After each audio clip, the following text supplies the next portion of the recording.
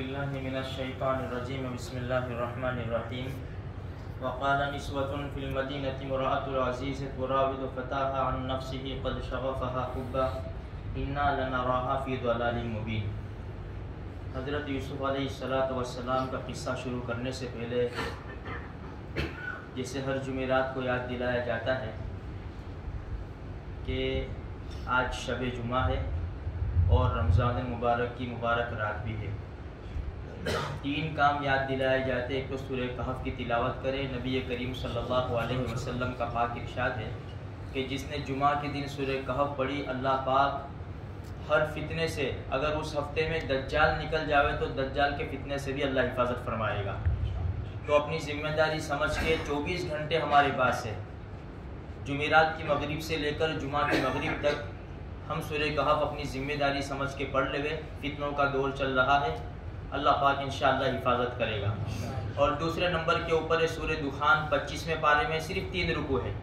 نبی کریم صلی اللہ علیہ وسلم کا پاک ارشاد ہے کہ جس نے جمعہ کے دن سورہ دخان پڑھی، اللہ اس کے لیے جنت میں محل بنائے گا۔ ہر جمعہ کو جنت میں ایک محل ہم بنوا سکتے ہیں۔ اور تیسرے نمبر کے اوپر درود شریف ہے۔ درود شریف جتنا زیادہ پڑھیں گے اللہ پاک اتنے مسائل حل فرمائے گا۔ ایک مرتبہ درود شریف پڑھنے سے 10 نیکیاں ملتی ہے، 10 گناہ معاف ہوتے ہیں، 10 درجے بلند ہوتے ہیں، اللہ کی 10 رحمتیں اترتی ہے، اور بھی بہت بڑے بڑے فائدے ہیں۔ اس لیے چلتے پھرتے اٹھتے بیٹھتے کام کاج کرتے ہوئے ہم درود شریف پڑھا کریں۔ قرآن کریم نے فرمایا وقال نسوة فی المدینة امرأة العزیز، شہر میں عورتوں نے باتیں کی کہ عزیز مصر کی بیوی اپنے غلام کے اوپر فریفتہ ہو گئی، اس کی محبت میں وہ پاگل ہو گئی، ہم اس کو کھلی گمراہی میں دیکھتے ہیں۔ یوسف علیہ السلام اس گھرانے میں پرورش پائے۔ ایک وقت ایسا آیا کہ زلیخا ان کے اوپر عاشق ہو گئی اور ان سے برا کام کرنے کی خواہش کی، لیکن یوسف علیہ السلام بھاگتے رہے، دروازے کھل گئے، اللہ پاک نے یوسف علیہ السلام کو بچا لیا۔ آج بھی قاعدہ ہے کہ جو انسان اپنے آپ کو گناہوں سے بچانے کی پوری کوشش کرے گا، اللہ اس کے لیے اسی طرح دروازے کھولیں گے۔ شرط یہ ہے کہ اپنے آپ کو سچے طور پر گناہوں سے بچا لو۔ سب سے بڑا اور برا گناہ وہ تنہائی کا گناہ ہے، اس لیے کہ تنہائی میں کوئی نہیں ہوتا۔ تنہائی میں اتنے ہم سے گناہ ہوتے ہیں کہ جو اللہ اور بندے کا معاملہ ہوتا ہے۔ ایک بات یاد رکھے میرے بھائیوں، جب ہم تنہا ہو اور گناہ کرنے کا ہمارا ارادہ ہو، صرف اتنا سوچے کہ کوئی بھی نہیں ہے۔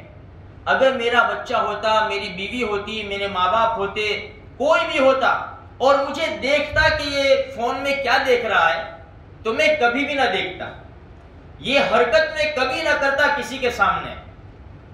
اتنا صرف سوچو کہ اللہ تبارک و تعالیٰ نے یہ کرامن کاتبین رکھے ہوئے ہیں، یہ دونوں کندھوں کے اوپر کرامن کاتبین ہمارے گواہ ہیں۔ ہم کسی بھی حالت میں ہوں گے، یہ ہمیں دیکھ رہے ہیں، فوراً لکھ لیں گے۔ اور سب سے بڑی بات، اللہ ہمیں دیکھ رہا ہے۔ لا تأخذہ سنۃ ولا نوم، اللہ کو اونگ بھی نہیں آتی، نیند بھی نہیں آتی۔ کسی اللہ والے نے کتنی اچھی بات کہی، بھائی تجھے گناہ کرنا ہے کر، لیکن ایسی جگہ تلاش کر جہاں اللہ نہ دیکھتا۔ میرے بھائیو، شیطان میں بھی جانتا ہوں، میں بھی انسان ہوں، میرے سینے میں بھی دل ہے، شیطان ہمارے ساتھ لگا ہوا ہے، ماحول ہمارا ساتھ نہیں دیتا، پھر بھی انسان یہ پوری کوشش کرے کہ مجھے یہ گناہ سے بچنا ہے، انشاءاللہ اللہ اس کے لیے دروازے کھول دے گا۔ یوسف علیہ السلام نے ارادہ کیا، اللہ پاک نے ان کو بچا لیا۔ اب شہر میں یہ چرچا ہو گئی کہ عزیز مصر کی بیوی ہو کر اپنے غلام کے اوپر عاشق ہو گئی۔ اب اس کو اچھا نہیں لگا کہ اب کیا کرے، اس کا ازالہ کیسے کریں، عورتوں کو بھی بتانا ہے کہ ہے کیا یہ۔ تو قرآن کہتا ہے کہ اس نے ایک دعوت کا نظام کیا۔ علامہ قرطبی رحمۃ اللہ علیہ نے اپنی تفسیر میں لکھا ہے تقریباً 40 عورتیں تک تھی، 4 سے لے کر 40 عورتوں کا قول ہے۔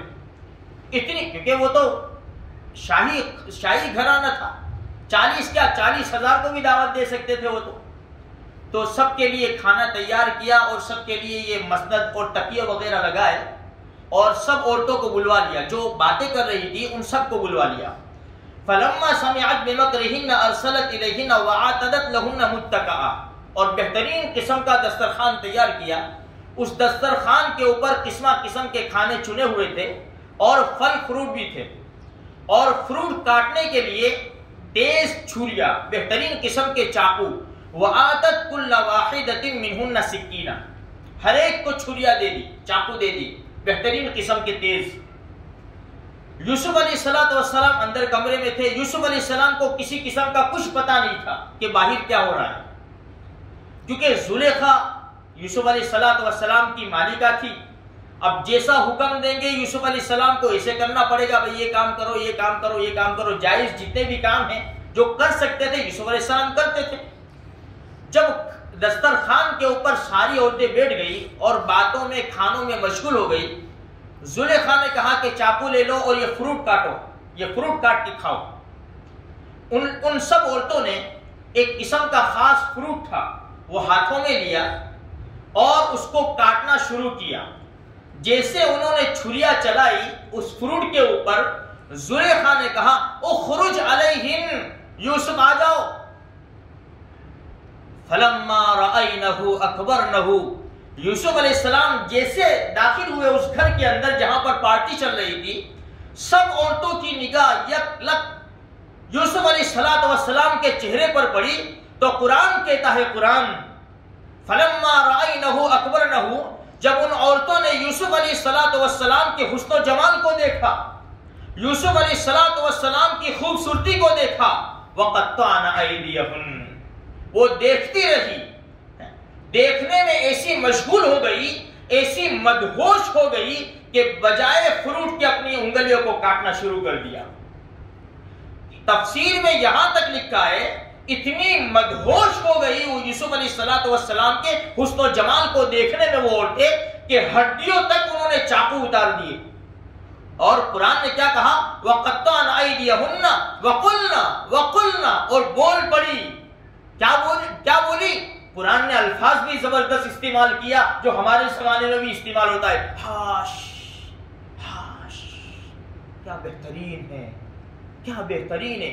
وَقُلْنَا حَاشَ لِلَّهِ حَاشَ لِلَّهِ، خدائے پاک کی قسم، مَا هَذَا بَشَرًا، یہ انسان نہیں ہے، یہ انسان نہیں ہے، إِنْ هَذَا إِلَّا مَلَكٌ كَرِيمٌ، یہ تو کوئی فرشتہ اتر آیا ہے، ایسا انسان نہیں ہو سکتا، اتنا خوبصورت، اتنا حسن و جمال والا کہ ہر خوبصورتی اس کے اندر پیوست ہے، یہ انسان نہیں ہے، یہ تو بہترین قسم کا فرشتہ اترا ہے، یہ نورانی فرشتہ ہے۔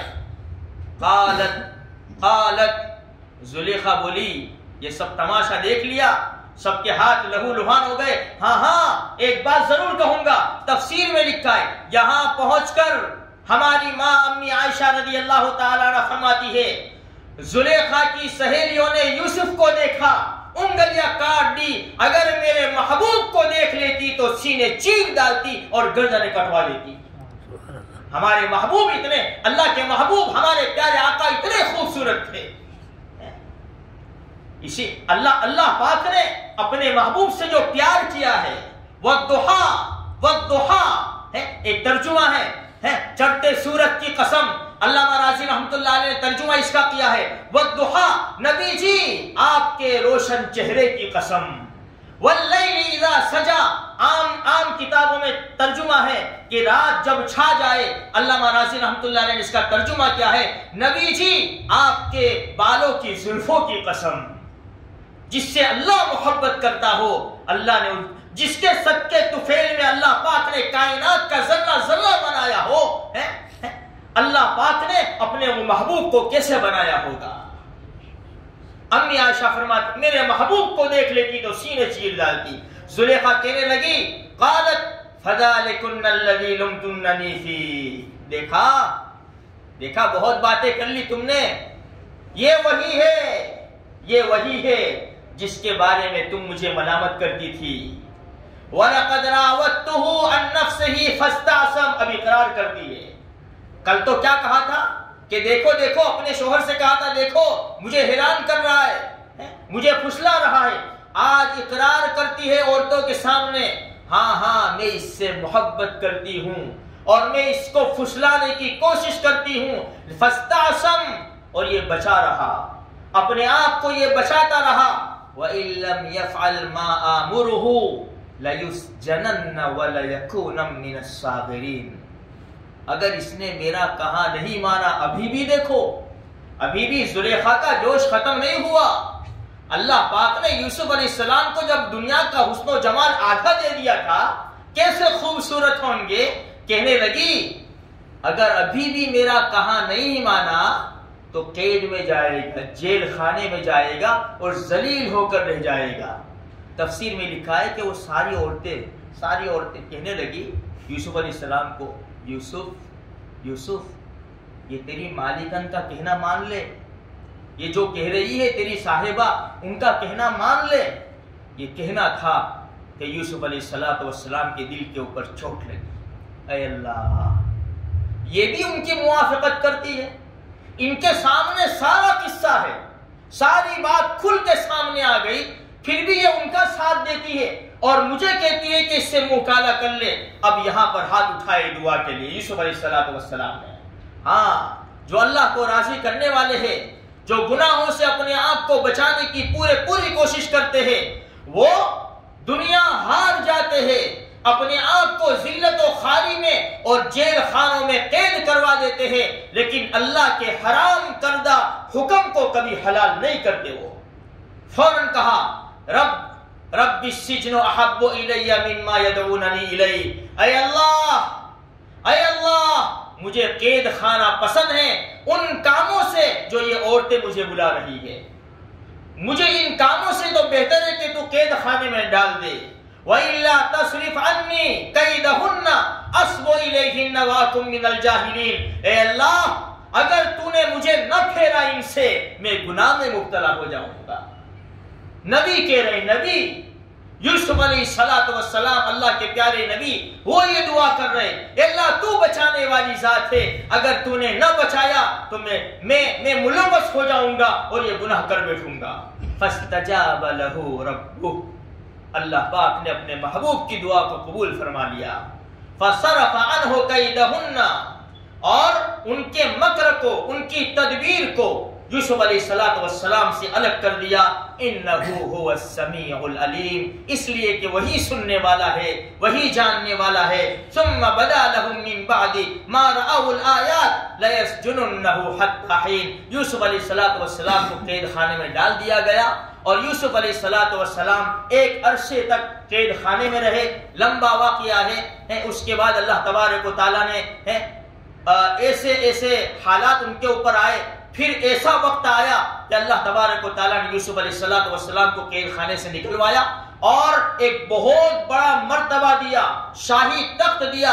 ان کے باپ کو، ان کی ماں کو اور سارے بھائیوں کو بلایا اور سب کے سب نے یوسف علیہ السلام کو پہچان لیا، سب نے اچھا ٹھکانہ دیا. اللہ تبارک و تعالیٰ ایسے ہی بدلہ دیا کرتا ہے ان لوگوں کو جو اللہ تبارک و تعالیٰ سے ڈرتے ہیں. میرے بھائیوں، آج اگر ہم نے بھی اپنے دل کے اندر اللہ کا خوف بٹھا لیا ہے، یہ کورونا کیا بیماری ہے، کورونا کیا، ہاں ہے، لیکن اللہ سے جو ڈرنے والے ہیں، جو اللہ سے لو لگانے والے ہیں، جو اللہ سے سچے دل سے مانگنے والے ہیں، اللہ تبارک و تعالیٰ ان کی دعا کو ایسے قبول فرمائے گا کہ بیماریاں، پریشانیاں اور حالات ان کے سامنے پھٹکیں گے بھی نہیں. تو ہمیں چاہیے، مبارک مہینہ ہے یا آج کی رات مبارک رات ہے، تو اللہ تبارک و تعالیٰ سے اپنے لیے بھی خوب مانگے اور سارے مسلمانوں کے لیے بلکہ ساری انسانیت کے لیے مانگے کہ اللہ تبارک و تعالیٰ یہ وبا کو اور یہ مصیبت کو ختم فرماوے، امن و امان قائم فرماوے اور ہمیں خوشیاں نصیب فرماوے اور سکون اطمینان کے ساتھ ہمارے یہ رمضان المبارک کے روزے اور عید کا دن بھی ہمیں اچھی طرح خوشی کے ساتھ مل جائے. اللہ تبارک و تعالی اس کے فیصلے فرماوے. وآخر دعوانا ان الحمد للہ رب العالمین.